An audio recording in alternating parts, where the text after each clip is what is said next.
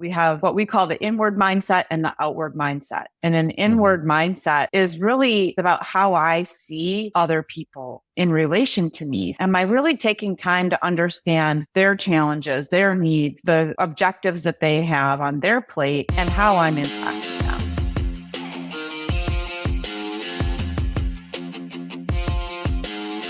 Welcome to the How Leaders Think podcast, the show that transforms you by renewing your mind and giving you new ways to think. I'm your host, Kenny Lange, and with me today is the Lisa Sharapata. She is the CMO of the Arbinger Institute. She is passionate about making a difference, which is amazing because I am too. She serves as a go-to-market partners ambassador. She lends her expertise as an advisor for Hushly and plays a pivotal role as the co-founder and board member of the Peak community. Outside of work, she thrives in the great outdoors and enjoys watching soccer like all good people should, and spending time with her family and dog. Welcome to the show, Lisa. Hey, Kenny, thanks for having me. Glad to be here. Well, at some point, I might bring the soccer thing back around because I'm a soccer nut. If you can't tell, I've got my Chelsea flag and my curtains and all of that. But tell me today, what is on your mind? Yeah, I guess recently at the Arbinger Institute, we released a piece of a new research report on the culture of workplaces. And it's just something that's been actually on my mind even before I came to Arbinger. It's one of the reasons why I came here. And it's just been fascinating to me to really dig into this topic. So we'll leave it there. The workplace culture, I think, has been highlighted for a while. I think it accelerated, at least in my observation, when the pandemic hit. And suddenly we had to think about, how do we maintain culture? Is it happy hours? Newsflash, it's not. But what are some of the parameters, or what were the questions that the Arbinger Institute was trying to answer that maybe they weren't finding answers for in the marketplace, given how much this is a talked about subject?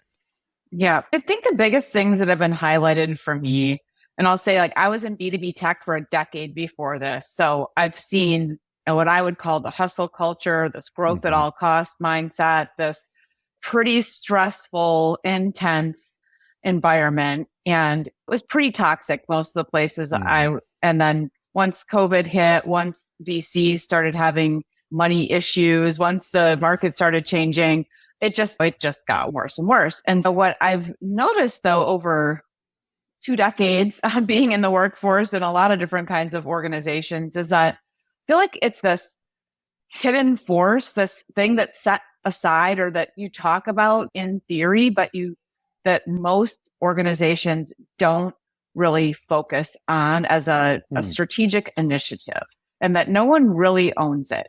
So that's, I think, the most compelling bit of data too that we're finding that supports us, where we see the leaders coming back with saying all these different reasons why they're unable to meet or exceed their goals.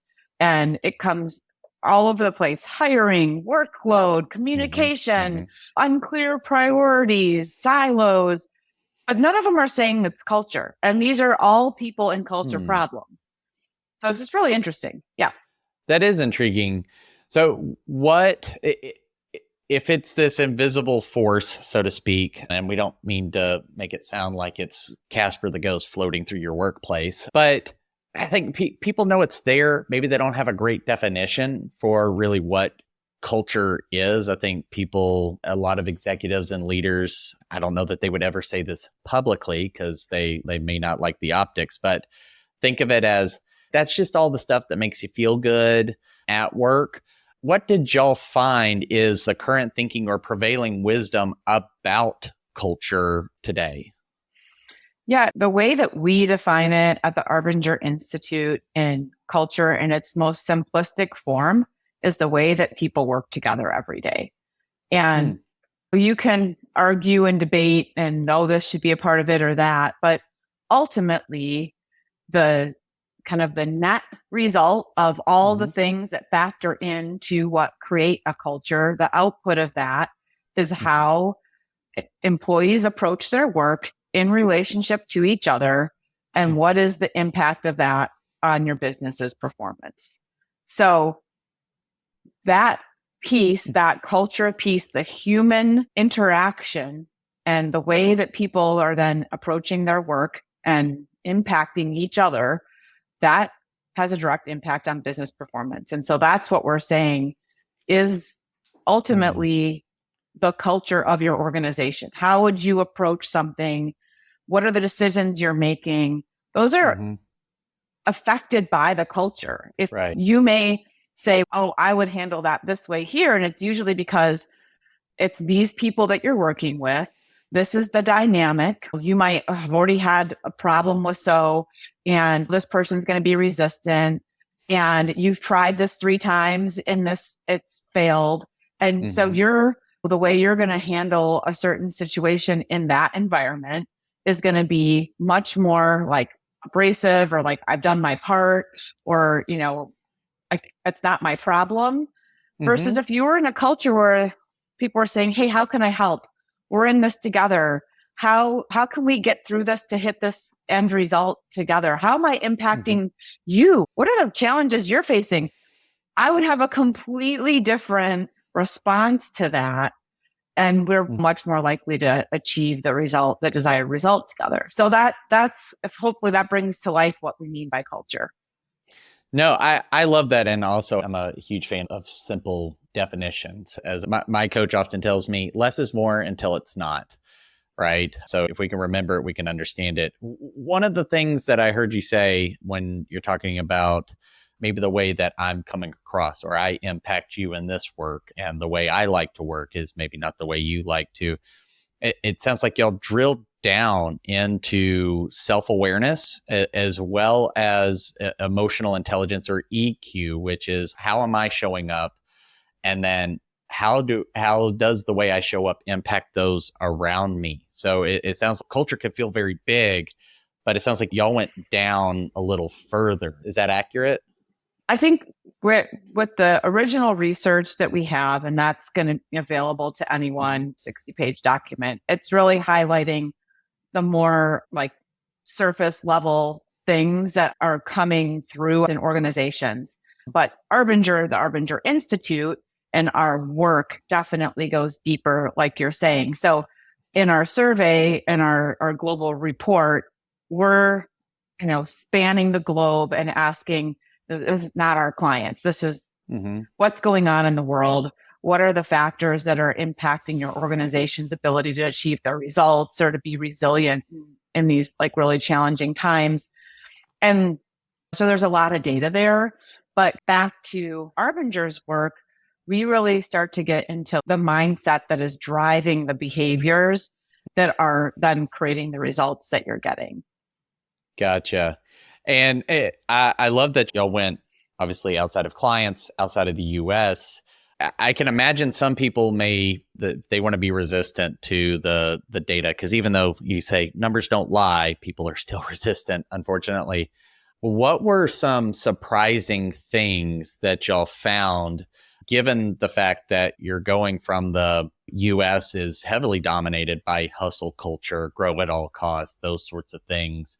You contrast with, I have some clients that are just US based, but then others that are spread out internationally. And like in Europe, it may be common to move a bit slower. And by default, you have 5 weeks of vacation. And here, if you take more than 2, you're seen as some sort of carefree, lackadaisical employee. What were some of those things that jumped out that seemed to cut across the cultural divide of the US and other parts of the world? Yeah, I think the biggest one I touched on earlier was when we're surveying folks of what are the biggest things impacting them from achieving their results, not one person said culture, not one. They said things like 40% said the inability to hire the right talent. That was the highest percentage. 33% said workflows. 32% said unmanageable workload. 25% said poor communication. 24% said lack of support from leadership. 24% said lack of employee accountability. Not one person said culture, and that was an option. And when I think back to it, I'm like, the inability to hire the right talent. If you're having a problem hiring talent, just go back to the root of that. First of all, we know that people follow leaders that they love. So right then and there, do you have the right leaders in place? What's the environment on their team? Is it the kind of team that people want to be in? And when people are looking to go to their next job, they're going to read the reviews online. They're looking for what other employees have said about that organization. That's usually it's culture related. You don't want to work here. It is so toxic and bad. They're going to burn the candle on both ends. You're never going to, is a culture problem. But I think that's the biggest thing that's just been very eye opening. And I guess also insightful in that, because I don't think that leadership teams feel like they could go to their board of directors and say, I'm going to invest in culture this next year. We are missing our numbers here and we're doing this wrong here. And there's these problems here. And I don't feel like there's this collective thought process that culture is impacting those things. Yeah. I hear a couple of things, and I may want to drill in on the board of directors. I literally got an email this morning from someone asking for some help because they felt like their board of directors abandoned them. Now they're in the nonprofit space, so that may be a little different. But what it sounds like is that people are naming all of these problems, and really they're all symptoms, but for whatever reason, they're not pointing back to the root, the illness, right? If we want to use the medical analogy, is they say, I can't hire, and the workload and the this and the that and the other thing is, you can try to adjust those with a better project management system and maybe hire a new HR director. Or you're doing all these things, spending money and time, but really you're treating the symptoms instead of the culture. Is that fair to say? Absolutely. And there's a lot of other research out there, not even just from us. We've seen this with McKinsey research, with Harvard Business Review, that says that 70% of all transformations fail. Business transformations fail. And it's because people, to your point, they're trying to fix behaviors by having a new person come in, tell them what to do, or putting a new system in place, or a new framework, or a new structure. But they're not getting to the root cause of that, which is mindset. And that, back to where Arbinger Institute and our work lies, is that you've got to go deeper to really have sustainable change in an organization. You have to get to the root cause of what's driving the behaviors to begin with, which is people's mindset. Yeah, which I love. So you're hitting a nerve with me on a thought process I've been having lately, even about my own work. I was talking to somebody, and the behavior changes, honestly, that's the easiest place to start, right? Because it's very external, it's very visible. Mindset is on the inside. Obviously, that you and I were talking before we hit record about y'all's books, and those are great, and they do address mindset. And then Dweck wrote the Growth Mindset book, which has influenced a lot of different people on growth mindset versus like a stagnant mindset. But those things get at people's identity. That gets at how they truly see themselves and see the world and their worldview. Those are like, you're going into the depths of people and asking them to change, which in some way, shape, or form could feel like you're wrong. You're wrong for being this way. And it's not, it can feel that way, whether you say it that way or not. But if you're talking about transformational change, transformation, in my opinion, happens from the inside out, not necessarily just I changed a few behaviors and suddenly I'm a brand new person. What has y'all's research shown, or what have y'all seen in your time in existence of how do we as leaders start to impact and address things that are really not visible to the human eye because they're inside of people, and get at people's identity to help them transform? Because that's deep work, that's slow work, but that's where the meaning is. So how do you start to address that? And if you think to anything in your life that has really made a difference, and if you look back at the moments that you're like, that changed me, it does have to go that deep. Mhm. even your New Year's resolutions and why the most of them fail is because, Right. yeah, I want to do that, but you really have to go deep. I can buy the gym membership. I can show up for a couple months. So hard to sustain. And so I think Mhm. what we really focus on, first of all, we have what we call the inward mindset and the outward mindset. And an Mhm. inward mindset is really, it's not so much about me, it's about how I see other people in relation to me. Am I disregarding other people? Am I treating them as objects or blaming them? Am I really taking time to understand their challenges, their needs, their desires, the objectives that they have on their plate, and how I'm impacting them? Mhm. And so I feel like most of the time, human nature, like most human beings, actually really do care how they make other people feel. When you really get down to it, like the things that I know, at least for me, that really lift my spirit is when I feel like I've done something for someone else that made Mm. them feel better or added value to them, or Right.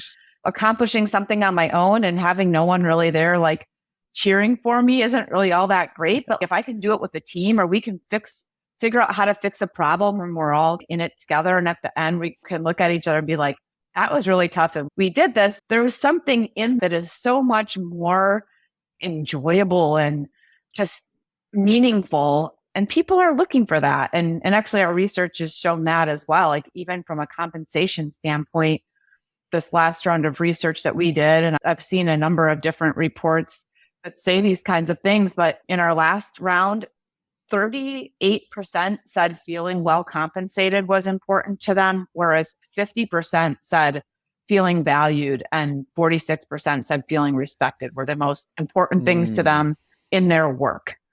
And so I think like tapping into that and like really getting to the heart of like why, it's because we are wired to want to be a community and Mhm. work together towards things and help each other out. It's just, I feel like you have to create the space for it and really take the time Mm. to do that. And when you get in these hustle cultures and you get in these really stressful, tight situations and everyone feels like their job's on the line and their future's on the line, you get into this, what we call inward mindset, where you are just siloed on your own, trying to figure out how you're going to survive.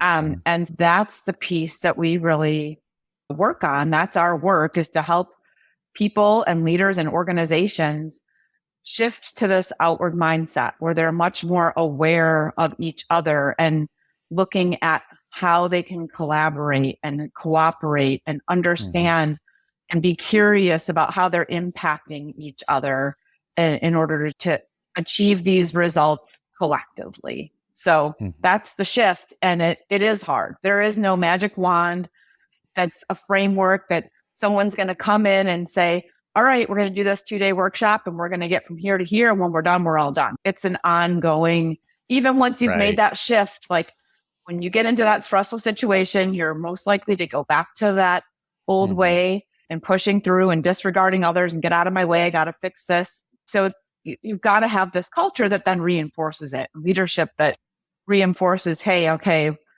we've got this problem. Let's share ideas. Let's talk it through. Let's see how we can innovate versus you go fix it. Right. So, I love that. So, one of the things and what you said that I was drawn to, and you said it a couple different ways, is uh, doing this requires space and it requires time, which I would argue in many cultures, in particular us here in the United States, we are so hustle bustle, get things done, everything's at the altar of productivity. That feels like a luxury that we can't afford.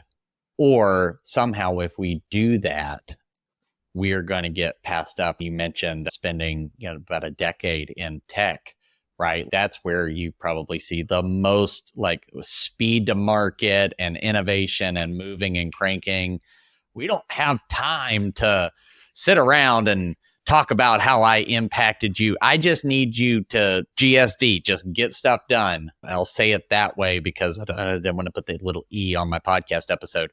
But the idea that that's a luxury, or I know it takes space and time, but it's going to hurt my business if I do that. What are the conversations that y'all have with leaders to help them acknowledge that they feel that way and that feels like their reality, but how much it's actually hurting them and their company? And ultimately, in the business world, we'll leave the nonprofits out for a second, but when you have shareholders and all these different things, like how much that's actually hurting their bottom line or their capacity to grow and innovate. How do y'all initiate those conversations? First of all, we've been really fortunate that a lot of the work comes to us. And I think that is partly a testament to word of mouth and when it works. But it's also one of those, like, when you hit rock bottom and you don't know what else to do, I feel like it's when you're actually willing to take the time to figure out what you really need to do and change that's going to make a difference. That's, in a lot of cases, I think, really when you get to the end of the rope and you've tried all these other behavior-based transformation things and they haven't worked and you're not getting the results that you need, is when you start to consider that there might be a better way.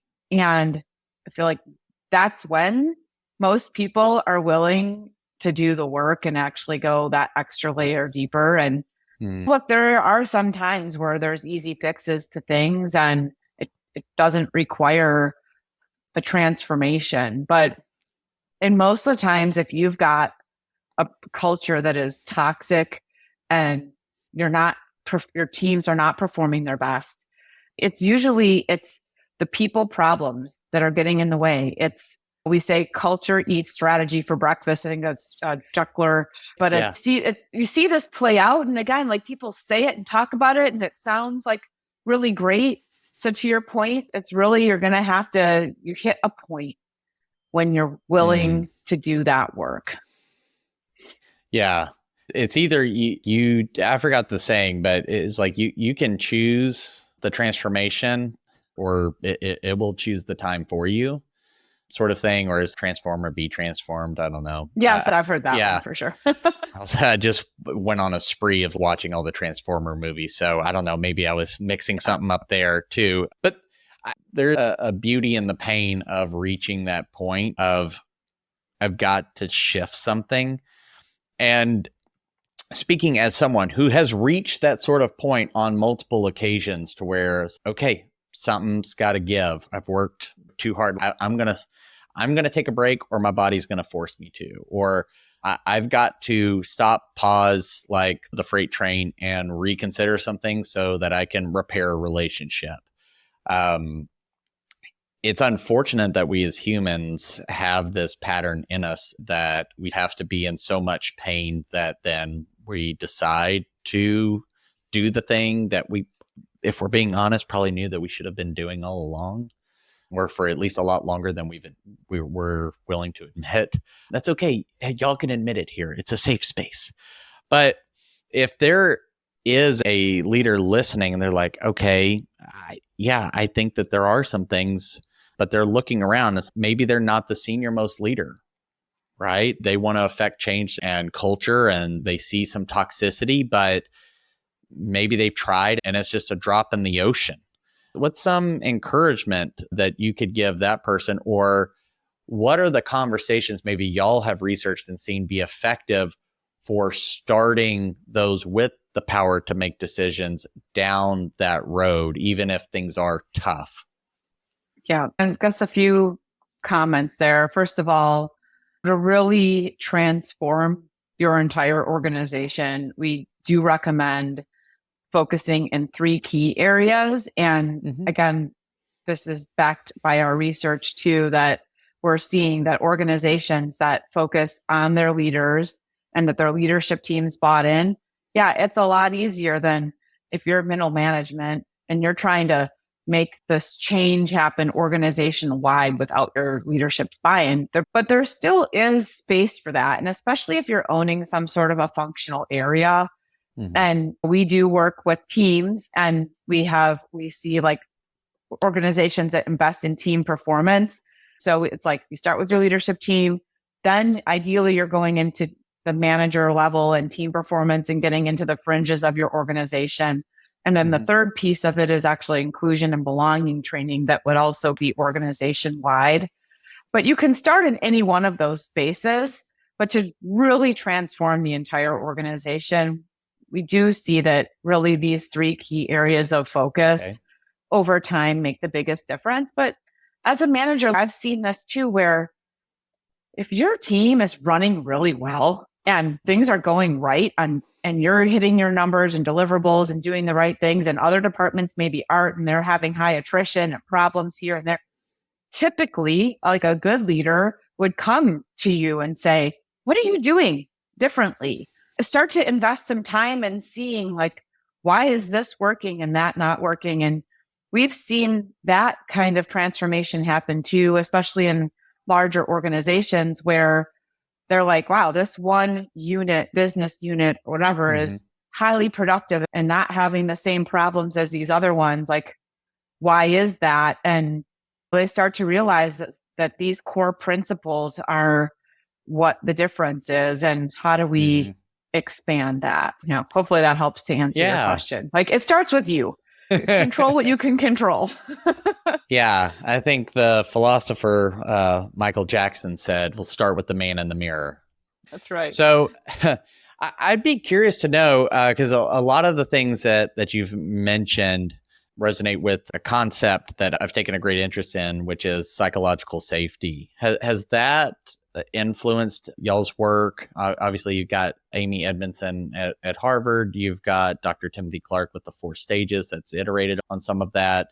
To what degree is that influenced, if at all, the work that you do? 100%. This is back to that inclusion and belonging piece, and creating a safe space where people feel like they can speak up, where they aren't going to be, they're not in fear of repercussions of speaking their mind, makes all the difference. And we think I've had leaders in many organizations that have said things to me, don't come to me with a problem if you don't have the answer. I don't want to hear it. Guess what?